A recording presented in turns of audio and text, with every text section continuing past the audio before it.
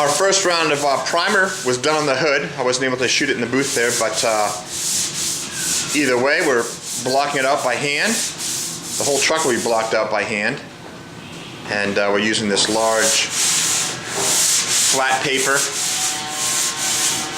which will give us a really clean and nice finish, very consistent, taking down that slight mill thickness of primer that's on the hood right now.